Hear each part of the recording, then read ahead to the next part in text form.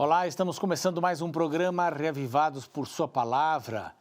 Aqui a gente estuda um capítulo da Bíblia por dia, são 1189 capítulos, né? Eu repito bastante isso, você já deve ter decorado. Você que está chegando agora é muito bem-vindo.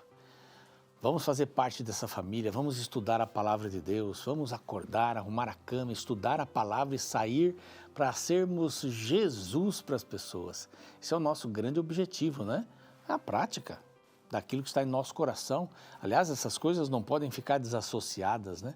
Você coloca a palavra no coração, se enche desse amor de Deus e então vai repartir. Mas a sua vida toma um contorno diferente. Você consegue enxergar diferente as coisas, porque agora você tem este propósito de Deus no seu coração. Tem o plano de Deus no seu coração. Você vai entender melhor as coisas da vida, não é? Os dissabores, as alegrias. Você vai colocar cada lugar na sua caixinha, porque a palavra de Deus nos ajuda para isso. Então estude a Bíblia, priorize a palavra de Deus. Mantenha o mesmo horário para estudar todos os dias. Isso vai fazer de você um cristão que anda com Cristo. Esse é o grande significado. Nós vimos aí no capítulo de ontem, o capítulo 5 da carta aos Efésios, novamente a expressão que andes, né? E várias vezes ela aparece aqui, que trabalha essa questão da vida prática, né? Das esposas, dos maridos, dos filhos. Na realidade, dos filhos nós vamos ver hoje, né? Filhos, pais, servos e senhores. Essa beleza, esta coisa que Deus quer nos ensinar a respeito, né? Ou estes assuntos que Deus quer nos ensinar a respeito de diversos tipos de pessoas. Então, o objetivo da carta é unir pessoas diferentes. Na igreja, a família, mas tem marido, tem esposa, tem filho, tem uma porção de gente diferente, tem amigos, tem vizinhos, tem servos, tem funcionários, tem patrões, tem de tudo. Como unir tudo isso? Aí nós vamos passar por essa experiência hoje, aqui no capítulo 6, que é um capítulo muito lindo, é um capítulo forte, é um capítulo extraordinário. E neste capítulo 6 nós vamos ver isso, e no final nós vamos ver uma série de conselhos, assim, mas conselhos muito especiais. É como se você estivesse se preparando para uma batalha, e é uma batalha, não é? Um grande conflito que estamos vivendo entre o mal e o bem. E o que nós precisamos? Quais são os equipamentos que precisamos ter para enfrentar essa luta, que a Bíblia diz aqui bem claramente, não é contra carne nem sangue.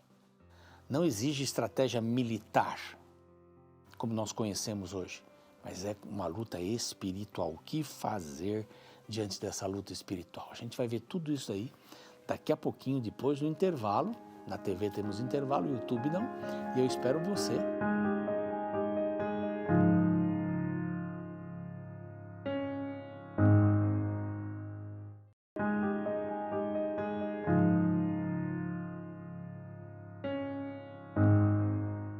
De volta com o seu programa Reavivados por Sua Palavra. Que bom que você está aí com a gente, viu? Você que está chegando agora, você está vindo pela primeira vez? Que bom, bem-vindo. Esta é uma grande família, viu? A família do Reavivados, especialmente lá no YouTube. Se você for se inscrever, vai ser bem legal, viu? Nosso canal é Reavivados por Sua Palavra NT. Esse é o nosso canal. Temos quase 600 mil pessoas ali já inscritas. E quanto mais gente, você sabe, né? Como é que funciona essa questão das mídias aí. E nós temos o privilégio de ter muita gente estudando a palavra e interagindo. Eu não tenho mais dado conta de responder todas as mensagens ali no YouTube. Então, se inscreva no YouTube, nós também estamos no Deezer, no Spotify. Ali você tem desde Gênesis até o capítulo de hoje. É muito, muito importante você estudar a Bíblia, hein? Muito importante. Está lá no carro? Liga lá para ouvir. Está em casa? Dá para sentar? Dá para ver no celular? Também, tranquilo. Mas você acorda, arruma a cama, estuda a palavra e sai para ser Jesus para as pessoas. Estude a palavra. Priorize isso neste ano, priorize a palavra. Vai fazer toda a diferença. Sua perspectiva de vida vai mudar. Isso é lindo, né? É lindo.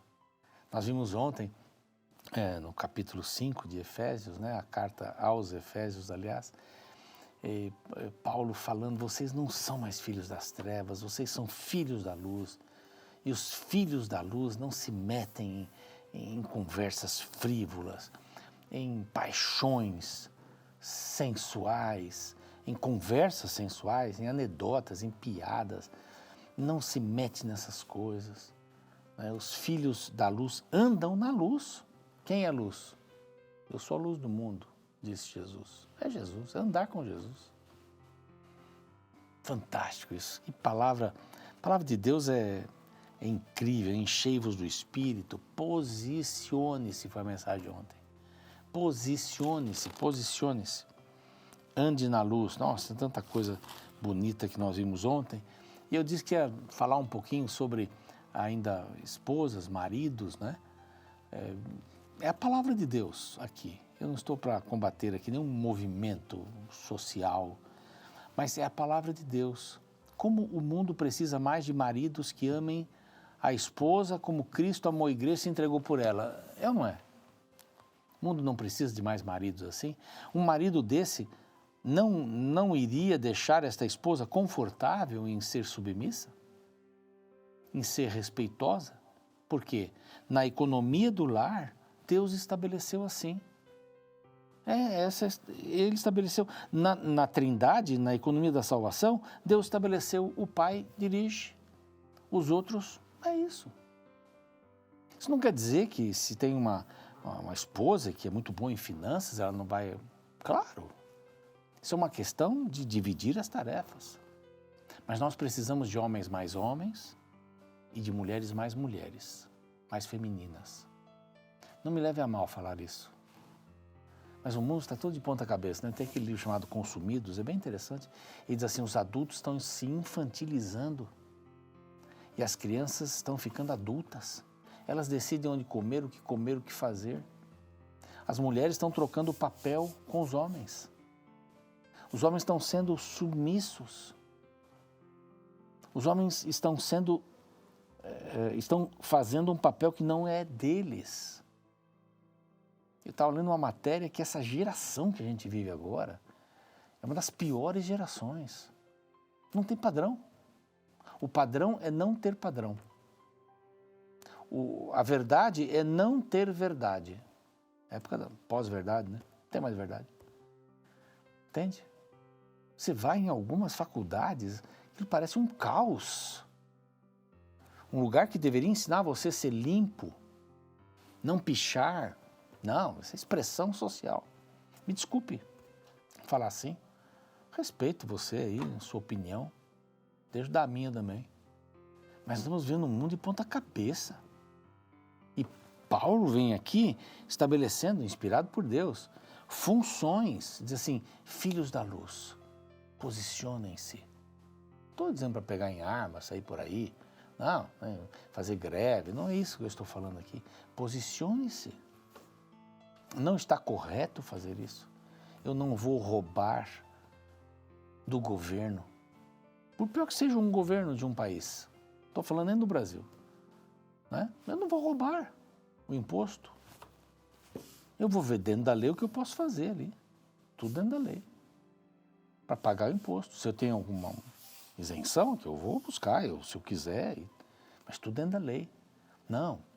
É quem consegue enganar quem consegue enganar mais gente. Esse é o mundo que a gente vive. Filhos mandando nos pais, pais sendo submissos aos filhos. Não tem mais disciplina esse mundo? Estranho, né?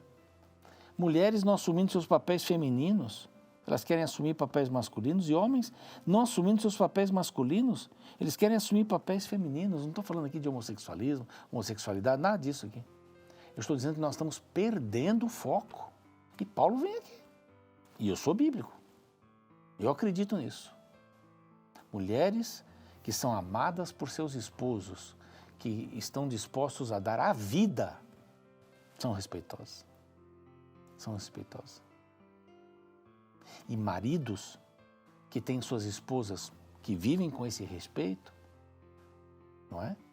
E que são submissas como ao Senhor, o Senhor não escraviza, vão ter respeito e vão amar. E aqui fala assim, o homem deixará sua casa, vão se tornar uma só carne, são textos, ou esse é um texto de Gênesis capítulo 2, né, que fala sobre isso. E aí o capítulo 6, vem falando de filhos. Filhos, obedecei vossos pais no Senhor, porque é justo. É no Senhor e é justo. É justiça. Então, são pais cristãos, são filhos cristãos. Filhos que têm pais que usam a régua bíblica para dirigir a vida. Ou a regra bíblica para dirigir a vida. É uma obediência, a obediência é ordenada aqui. E o mandamento diz, honra teu pai e tua mãe, que é o primeiro mandamento com promessa. É ordenada e traz bênçãos para que te vá bem e seja de longa vida sobre a terra. Na tábua dos 10 mandamentos, né, amar a Deus, 4 mandamentos, amar ao próximo, 6 mandamentos. O primeiro mandamento é não terás outros deuses sobre mim. Não terás outros deuses diante de mim, aliás. E o primeiro mandamento da outra tábua é honrar pai e mãe. Se esses 2 mandamentos são os primeiros a serem vistos a Deus e ao próximo, os demais fluem. Porque quem não honra mãe e pai não honra ninguém mais na vida. Não honra. Honra a professora? Honra o policial? Eu tive o privilégio de trabalhar como capelão voluntário na PM de São Paulo. Um grande abraço para todos os PMs. Eu sou apaixonado pelo trabalho deles. Apaixonado. Tem gente que critica muito. Eu conheci um pouco a vida deles. Impressionante. É um ministério. Gente que não cumpre o papel tem em todo lugar. Entre pastores, todo mundo. Não é? Não vamos pegar aí esse. Mas é lindo o trabalho deles. E vários me contavam que não tem respeito das pessoas. As pessoas não têm respeito. É uma autoridade. Quem não honra pai e mãe, não honra mais ninguém. E aqui diz assim, honra teu pai e tua mãe, obedeça teu pai e tua mãe. Isso daí tem bênçãos. Para pais cristãos, o verso 4 aqui, e vós pais que provoqueis vossos filhos à ira, não provoqueis, aliás, vossos filhos, mas cria-os na disciplina e demonstração no Senhor.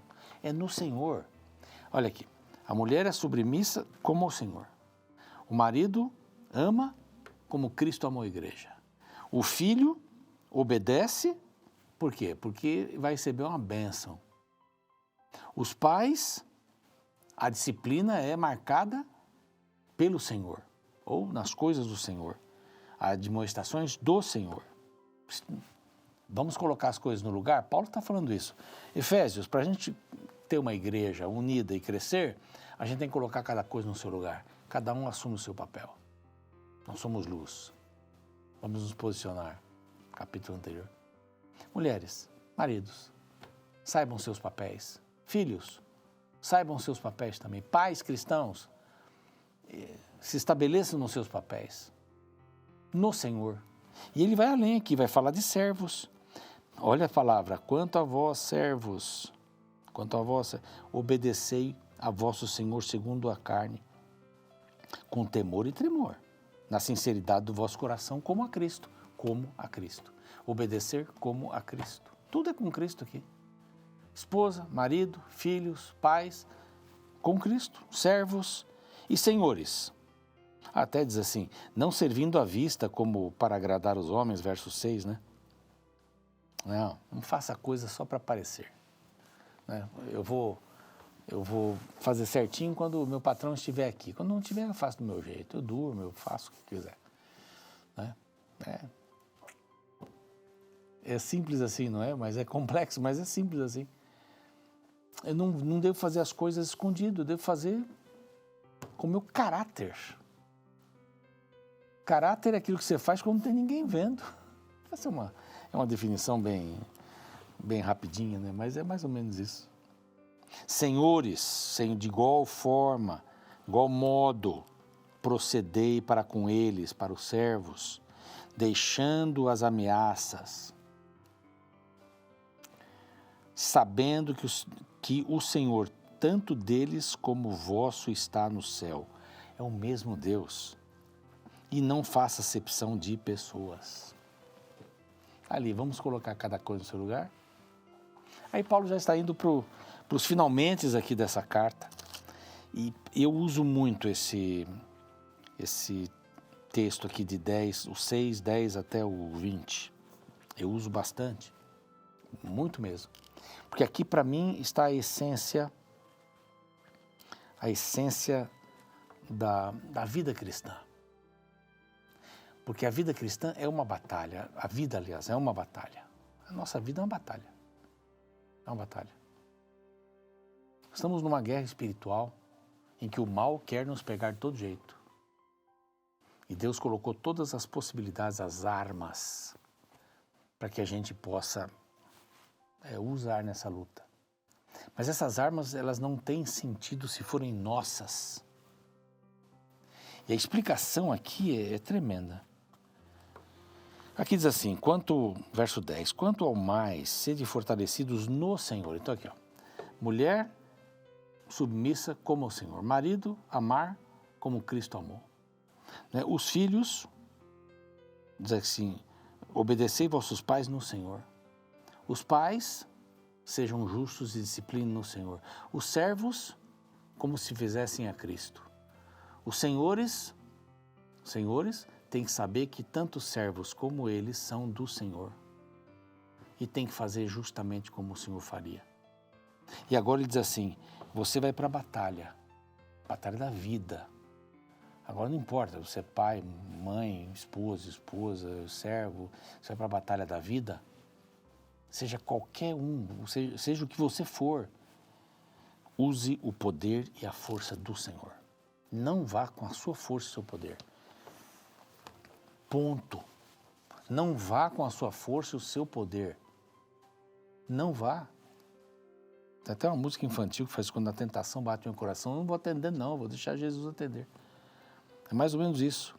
Revestivos, olha a palavra, Paulo gosta muito de revestivos aqui, né? Já usamos, já vimos essa palavra. Revestivos de toda a armadura de quem? De Deus. Sabe por quê? Para poder ficar firmes contra as ciladas do diabo. Esse é o líder do mal, é o diabo. Satanás. Porque a nossa luta não é contra carne e sangue, e sim contra os principados, os potestades, é a mesma linguagem que ele usa para bons anjos, né? Mas aqui ele está dizendo assim, os principados, potestades, contra os dominadores desse mundo tenebroso, já sabe quem ele está falando. Contra as forças espirituais do mal, aí ele esclarece, nas regiões celestes, quer dizer, tudo é celeste. Não tem uma região que não seja celeste. Então o diabo está em todos os cantos aqui. Então coloca a armadura de Deus, não a sua. Não a sua. Não invente uma armadura. Os meus filhos gostavam de se aparatar para a guerra. E colocavam lá uns pedaços de papel ali colado para que era uma coisa, que era outra. Aquilo não valia nada numa guerra, né? Nada. É assim que a gente faz quando vai com as nossas armas. E aqui é bem grande o texto, o tempo já era aqui, né? Então vamos tentar aqui. Portanto, tomai toda a armadura de Deus, toda, para resistir o dia mau. Toda a armadura de Deus. Não vá com a sua força, dependa de Deus. E fala aqui do cinto. Estais firme com o cinto, né? Cingivos com a verdade. O vestindo da couraça da justiça. Eu vou citar aqui rapidamente. Calçai os pés da preparação do Evangelho da Paz. Os romanos que inventaram uma bota fabulosa para não machucar o pé, para não se preocuparem, era uma meia bota mais ou menos assim. Tudo tinha couro, tudo tinha proteção. Aqui não fala da lança, Paulo não fala da lança, mas fala de tudo. Embraçando o escudo da fé, escudo para proteger, tinha uma camada de couro ali no escudo que eles usavam, né? Para se desviar dos dardos inflamados. Tomai também o capacete da salvação, proteger a cabeça, né? A espada do Espírito, que é a palavra de Deus aqui, palavra de Deus, forte, hein? Verso 18, com toda oração e súplica, eu vou tirar essas palavrinhas aqui. Primeiro, a palavra de Deus. Oração e súplica orando em todo o tempo, porque não adianta. Eu estou preparado. estou preparado aqui. Deixa eu dar uma desligada aqui. Estou preparado. Eu me preparei, eu fiz. Não, em todo o tempo ore, porque esta é uma das maiores armas. Palavra, oração, e vamos lá. Vigiando todo o tempo e tal. E aqui no verso 19, também por mim, para que me seja dada no abrir da minha boca palavra, para com intrepidez fazer conhecido o mistério do Evangelho, que é a igreja, e a salvação. Pelo que sou embaixador em cadeias. Tem 4 coisas aqui, aliás, 3 coisas. A palavra, a oração e ser embaixador, ser testemunha. 3 coisas importantes que você não pode abrir mão. É a palavra de Deus no coração, a oração e ser testemunha, ser embaixador. Essas armas todas aqui são de Deus, mas a palavra vai encher o seu coração. A oração é quando você se mantém com Deus, anda com Ele. E o testemunho, quando você é embaixador, você representa o Senhor. São as maiores forças para a vida. Vamos buscá-las? Vamos orar. Pai amado, te agradecemos por esta palavra, por esta força, por colocar cada um no seu lugar, da maneira como o Senhor estabeleceu. Porque assim vai funcionar. Mas nós temos uma guerra que nós não devemos querer vencê-la sozinhos. Nós só vamos com Jesus e vamos usar as armas do Senhor. Palavra, oração, testemunho. Acima de tudo, em nome de Jesus, ajuda-nos. Amém. O programa segue, eu fico por aqui e amanhã capítulo novo, livro novo, aliás, Filipenses. Até lá.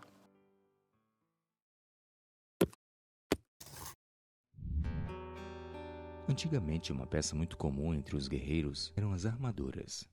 Estas eram vestimentas utilizadas para proteção pessoal, originalmente de metal, usadas por soldados, guerreiros e cavaleiros como uma forma de proteção nos campos de batalha. Um soldado sem armadura no campo de batalha estava em tremenda desvantagem contra o outro devidamente protegido. A armadura é o elemento usado pelo apóstolo Paulo para ilustrar a necessidade de proteção na vida espiritual. No último capítulo do livro de Efésios, a partir do verso 11, lemos: Vistam-se com toda a armadura de Deus, para poderem ficar firmes contra as ciladas do diabo. Porque a nossa luta não é contra o sangue e a carne, mas contra os principados e as potestades, contra os dominadores deste mundo tenebroso, contra as forças espirituais do mal nas regiões celestiais. O primeiro ponto de destaque do texto é a ênfase dada à expressão toda a armadura de Deus, ou seja, a Bíblia mostra que Deus dá ao crente um conjunto completo de equipamento e Ele nos manda para a batalha com tudo o que precisamos para sairmos vitoriosos. Outro detalhe é que a armadura procede de Deus, ou seja, a proteção necessária para a batalha espiritual não é encontrada na esfera humana. Contra poderes espirituais, somente armas espirituais podem nos proteger. Por fim, a palavra ciladas, que aparece no texto, transmite a ideia de plano ou esquema, conectada ao contexto militar da época de Paulo. Ou seja, a Bíblia está falando de uma batalha real, com perigos reais, na qual o inimigo é um estrategista militar desenvolvendo formas de destruir os seguidores de Cristo. Sim, existe uma guerra invisível ao nosso redor, um grande conflito que se desenvolve a cada dia. E no texto, Paulo deixa claro que estamos em uma guerra espiritual. Ou seja, nossa luta não é contra seres humanos, mas contra inimigos espirituais. Me recordo que há alguns anos, quando eu era estudante de teologia, fui enviado para realizar um projeto missionário na cidade de Teresina, no Piauí. Em uma das noites, uma criança foi até minha casa me chamando para ir até a sua casa, pois sua mãe estava muito estranha, falando com uma voz diferente e se debatendo, sem que ninguém a conseguisse segurar. Quando cheguei no local, fiquei muito chocado com o que vi. A mulher que havia iniciado o estudo da Bíblia há poucos dias estava possessa de um espírito do mal. Não havia explicação lógica para a cena. Da boca dela saiu uma voz de um homem falando diversas blasfêmias contra a palavra de Deus. Somente depois de muita oração e leitura do texto bíblico é que o espírito saiu do corpo daquela mulher. Aquela experiência, apesar de assustadora, me mostrou a realidade deste conflito espiritual que nos cerca. Seres invisíveis duelando pelo controle de nossa mente. Um conflito cósmico no qual precisamos da proteção espiritual para os perigos espirituais que existem.